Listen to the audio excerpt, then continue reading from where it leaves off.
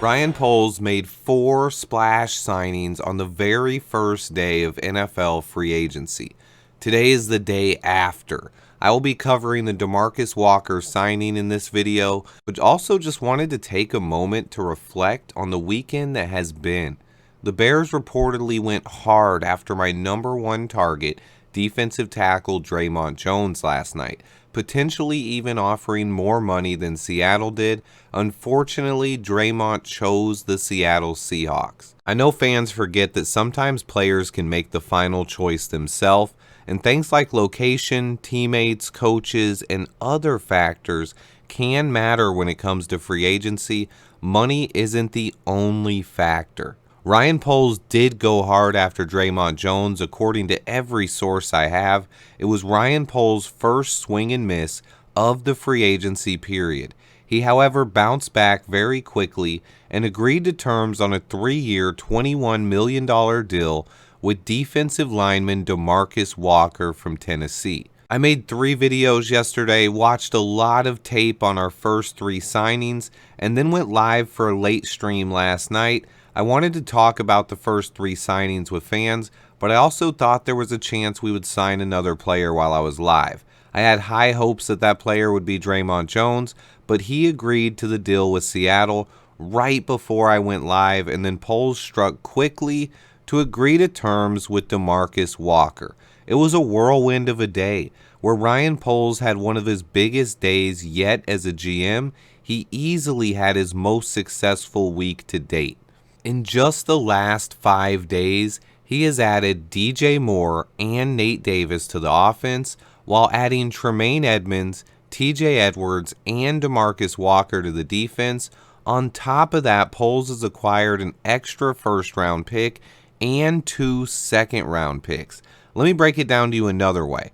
When he traded Roquan Smith and Khalil Mack, 2 of the best players we've had in years, we only got 2 second-round picks. He got 2 second-round picks, a first-round pick, and DJ Moore just to move down 8 spots. Thank you, Lovie Smith.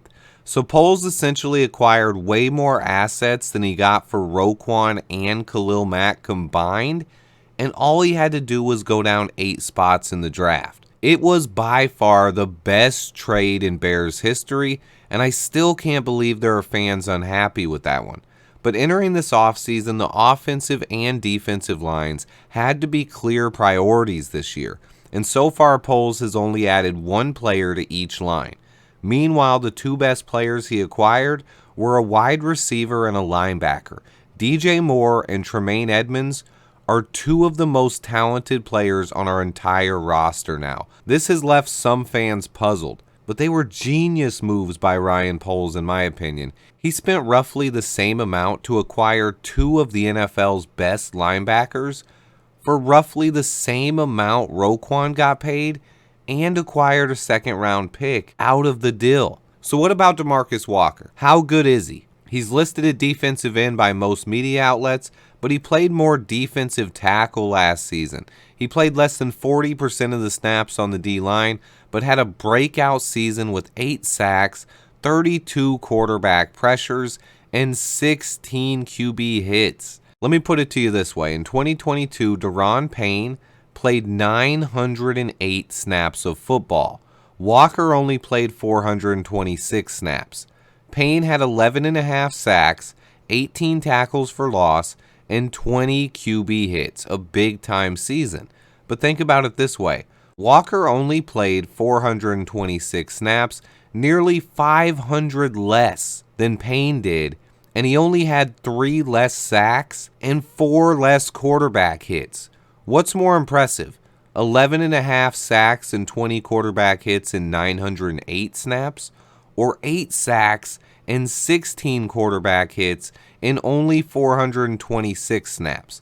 I'll let you think about that one. I'll dig deeper into this when I release my All 22 on Demarcus Walker sometime very soon. However, I just wanted to give you a sample size of how productive he was last season when he was in the game. That doesn't mean you give him 900 snaps and expect his production to double, but Eberflus rotates everyone on the defensive line anyway. Demarcus Walker had 32 pressures last season, playing part-time. That would have led our entire team. Trevis Gibson had 30 pressures and 2 sacks. Walker had 32 pressures and 8 sacks in less playing time. He's also versatile enough to play end or 3-tech.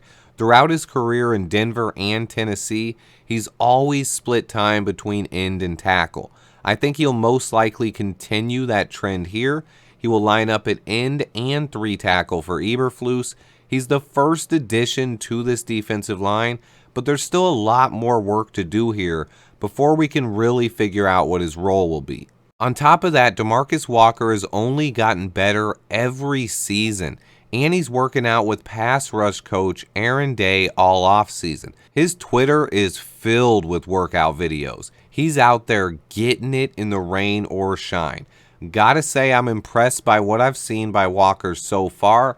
I wasn't as familiar with his game as some of the other guys on the list, so I can't wait to finally dig into his All-22 film. Ryan Poles still has roughly $50 million in cap space and 10 picks in April's draft, including 8 picks in the first 5 rounds.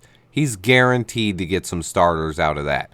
All the work Ryan Poles has done in the last week is just the beginning of him finally being able to put his fingerprints and stamps all over this roster, and I'm here for it. I love it. I know we need more work in the trenches, but Poles has said it over and over. That will continue to be a focus year in and year out. I believe he will invest heavily in both the offensive and defensive line during this year's NFL draft. That possibility really excites me, as I just love the talent on both lines in this year's draft class. I think there are some nice fits on the offensive line, and I love the talent on this defensive line, but this draft is quite simply one of the most talented defensive line drafts I've ever seen. It makes a ton of sense to spend at least a couple of picks in this draft on both of the defense and offensive lines. Demarcus Walker makes our defensive line better. He does not fix it by himself. There are still 2 to 3 pieces that need to be added around him in order for our line to be respectable. Poles' work isn't done yet, though. He's just getting started, and the NFL should take notice. One final note, the Bears have 8 representatives at Northwestern's Pro Day. A lot of people are connecting us to Peter Skoronski, but the guy that intrigues me most from that school is versatile defensive lineman who can play 3-tech or edge, Adetomiwa Adebawore. Love this dude's game. He's one of my favorite players in the entire draft. Stay tuned, guys. I'll be here covering every step of free agency and the NFL draft with daily videos. I'll have all 22 breakdowns on every single new Bear. Remember to hit that like button for me. And until next time, bear down.